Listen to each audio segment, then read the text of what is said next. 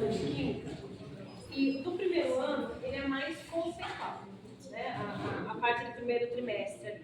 E aquele que eles apresentaram maior dificuldade foi justamente daquele conteúdo do final do trimestre, que a continuação do conteúdo é no segundo trimestre. Então, ele não tem como, por exemplo, analisar a propriedade dos materiais de acordo com o tipo de ligação, se ele só viu um tipo. Os outros tipos vão vir no trimestre seguinte, né? O trimestre seguinte. Então, né? Aí a gente foi lá para o segundo ano para analisar. E o mesmo resultado que eu encontrei do segundo do ano passado, na interpretação dos gráficos de cinética, que foi o 18%, foi o 18% do segundo desse ano. Então, novamente, né, a matemática e a química ali batendo. Então, a gente não sabe se a dificuldade deles está sendo a parte conceitual da química ou se é a matemática, a linguagem da matemática que ele não está conseguindo acompanhar. E daí, lá no segundo ano, a gente pensou o seguinte: quais serão os nossos próximos conteúdos, agora no próximo desse semestre, que vão depender da matemática. Então, a gente vai trabalhar cálculo de soluções, estequiometria, que envolve regra de 3, questão de proporção. E lá no segundo ano, o D16, o escritor 16, que é resolver problemas que envolvam porcentagem, foi um dos escritores que apresentou um nível bem baixo. Então, assim, conhecimentos prévios para a gente desenvolver esses conteúdos de química, né, soluções, estequiometria e tal, e a questão de proporcionalidade e a regra de 3.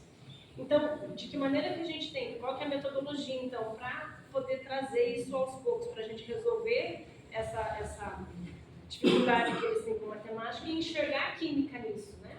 É trabalhar com material concreto, né? Nem que seja, o Cleberson falou, né, de pegar pecinhas e ver a questão de porcentagem, feijão preto, feijão branco, e ver quantos tem ali para ter essa noção. Mas daí dentro aqui é leitura de embalagem, né? Quando a gente fala lá da composição dos alimentos, né? Em toda a informação nutricional tem lá o valor diário, em porcentagem. Então, trazer, né, o concreto, o que está dentro do contexto deles, né? Dosagem de medicamento. Eu lembro que eu fiz uma atividade com a EJA lá, inclusive, falando lá no Eusébio, falando de porcentagem. Então, assim, dipirona tem em 3 versões. Tem a versão solução, que é 50 miligramas a cada ml, tem a versão gotas, que daí não é mais 50, é 500, já está mais concentrado, e o comprimido. Então, vamos brincar de ser enfermeiro, né? Ou eu preciso calcular qual é a dosagem que eu vou precisar. Então, quantos mililitros da solução, ou quantas gotas, ou quantos comprimidos, a cada tantas horas, né? Então, aí seriam esses desafios. Você vai salvar o teu paciente ou você vai causar uma overdose, né? Você vai dar uma dose a mais. E questões assim práticas de dia a dia.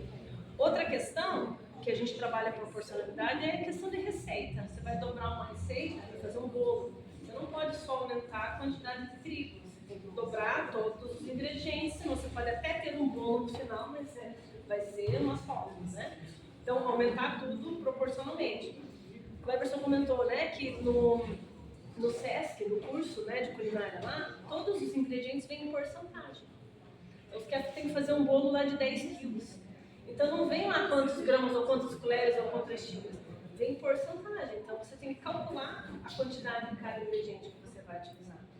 Então, é porcentagem, é composição, a gente está falando de tudo isso, né? Então, os critérios seriam que eles conseguissem perceber essa importância, esses valores, né? Essa noção de proporcionalidade e fazer um cálculo. E é prática. E, né, então, trabalhar com essas composições dos materiais e praticando. De atividade em grupo, quando a gente fala em cálculo, atividade em grupo é complicado, porque vai ter um que só vai olhar, tem outro que vai ficar de costas e tem um que vai ficar fazendo, né?